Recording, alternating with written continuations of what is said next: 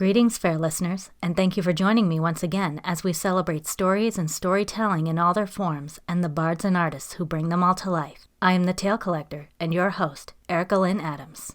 In the time since reading and studying Lewis Carroll's Alice's Adventures in Wonderland, I've pondered the common assumption that Alice represents the normal while the talking animals and bizarre figures represent the abnormal. This makes sense, certainly, but I also see another angle to it. We've all heard of characters being ostracized by others for their quote-unquote unnatural looks. The Ugly Duckling, Rudolph the Red-Nosed Reindeer, John Merrick from David Lynch's The Elephant Man, Quasimodo from Victor Hugo's The Hunchback of Notre Dame, and Augie Pullman from R.J. Palacios' Wonder, to name a few. But not so much the other way around, have we? Is the one we would deem normal truly normal if no one else around him looks as he does? What happens when the so-called non-humans outnumber the so-called human? Does the human then become the real outsider? The one, dare I say, less than human? All questions marvelously explored in Annette Curtis Klaus's Freaks, Alive on the Inside, first published in 2006 and recommended for readers 16 and up.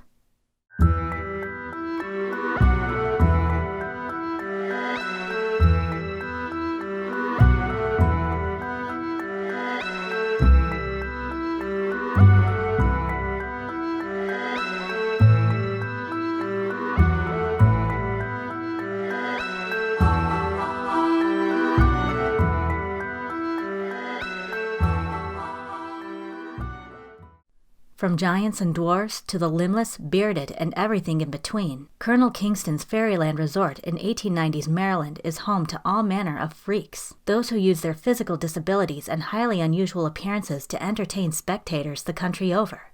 All except Abel Dandy. The perfectly formed son of a legless father and an armless mother, he has lived among such individuals his whole 17 years and delights in their uniqueness and perseverance both on stage and off. Yet neither the familial affection of the performers nor his devilish skill with the throwing knife can change the disheartening fact that he has no amazing abnormality of his own worthy of an audience. But everything changes when an antique ring adorned with a turquoise stone scarab beetle begins to haunt him with strangely familiar dreams of a beautiful and mysterious ancient Egyptian girl. Spurred on by these and other visions of fortune and adventure, Abel sets out in search of her and another show that will accept him and his talents, only to find himself in the dubious employ of Dr. Mink's traveling monster menagerie. Witnessing the sinister proprietor's cruel treatment of the exploited adults and kidnapped children advertised as his monsters, Abel has little time to find his ghostly lover in the waking world and save his new fantastic friends from Dr. Mink before his normalcy becomes a dangerous liability.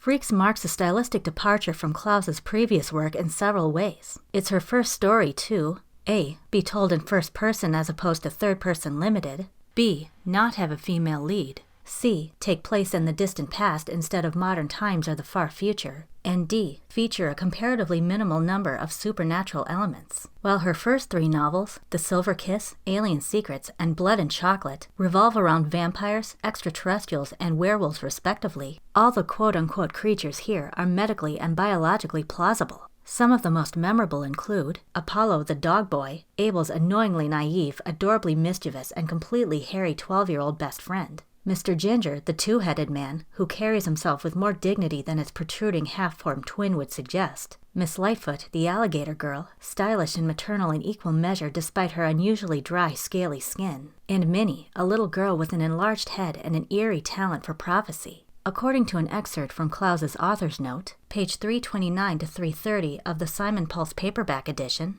the people in my story are imaginary, but their physical differences are inspired by those of people who really lived, and many characters are composites of people I came across in photographs and accounts. One of my original inspirations was Todd Browning's classic movie, Freaks, which came out in 1932 and which I first encountered as a college student. One of the reasons I loved the movie so much when I was a teenager was that it treated with respect the people considered freaks by the normal world. There were many times I felt like an outsider myself, so I identified with the human oddities in the film. In the 1960s, the media called the type of people I hung out with hippies. Less than kind people called us freaks, but we took on that title of freak and wore it proudly. I used that title for this book in the same spirit, and also to pay tribute to Todd Browning, who endured much criticism and censorship for his attempt to show that even those who look much different still have the same feelings we all do. The story also continues a trend Klaus began in Blood and Chocolate, one that I am very happy for. While The Silver Kiss is a tragic tale of terminal illness and loss, and Alien Secrets is an exciting sci-fi romp for children, Freaks isn't afraid to give older readers the same steamy PG-13 romance that made me fall for Blood's lupine lovers. Pages 267 to 270. I set to unwrapping her fingers, but my hands trembled, for if I slipped, I might touch her in a personal place. A place I imagined to be no longer arid as the desert, but as hot and moist as the Nile Delta. I bit my lip. I fumbled. Sweat beaded my brow. When I pulled the tube of fabric from the final finger, she took my hand with a strength I didn't expect and pressed it close to what I had carefully avoided. I flooded with warmth. "Free my wrists," she whispered, and let me go. I sawed at the bonds in a slipshod hurry and tried not to think of the tightness in my loins. She leaned her head back and made a throaty sound like a purr. I knew that movement. I knew that sound, and my body responded so fiercely that I had to bite back a moan. I bent and kissed her by the ear, and she uttered something guttural and encouraging in a language I didn't know. I went to her as her slave and knelt by her side, and she wound her arms around my neck. I lifted her out of the trough and into my lap. Her fingers tangled in my hair, and she drew me to her and captured my lips with hers. My tongue explored and found no resistance, and I took her mouth as mine. She tasted of exotic nectars and smelled of spices. I wanted to dissolve and be a part of her.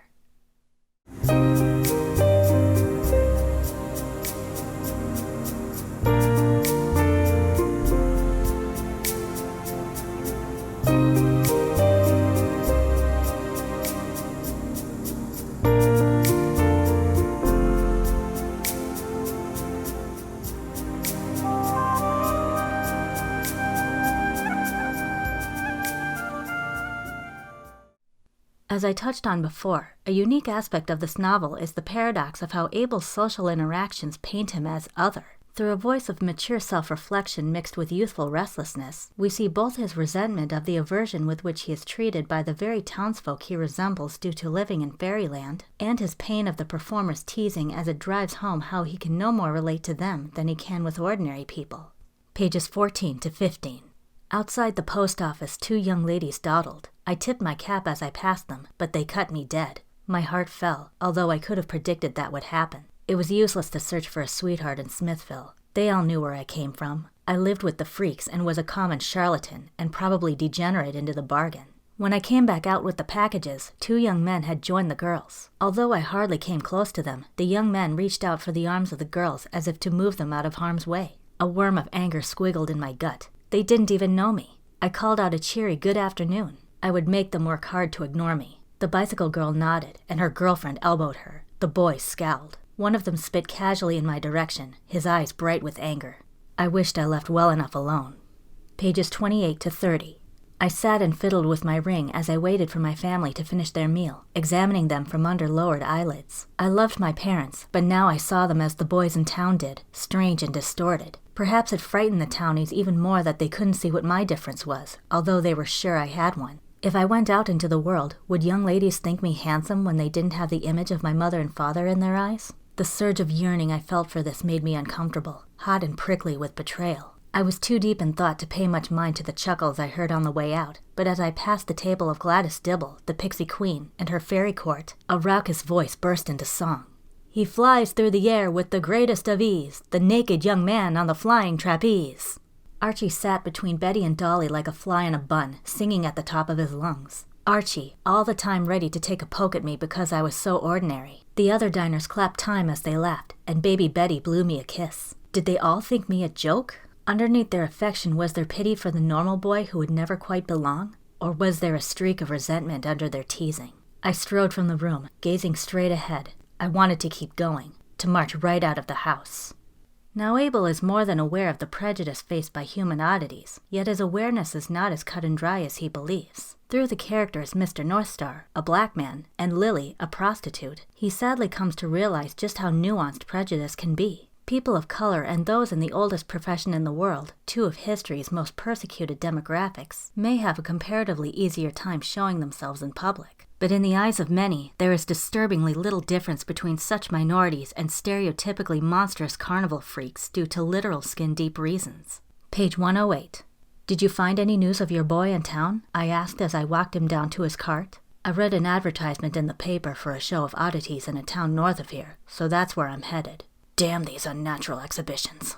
Mr. Northstar had been nothing but generous, but his words bothered me. In the everyday world, my parents would have been confined to the home at best, living on the charity of their parents, having none of the rewards of a normal life, never meeting each other, and seeing only those who either pitied or scorned them. Even oddities deserve to make a living, I said. And to live a normal life, he agreed. But more than one person has offered to buy my son, as if he were chattel. My family had to struggle for their freedom. I'm not about to sell my son back into slavery. No, sir, I said. His point was clear. Page 115.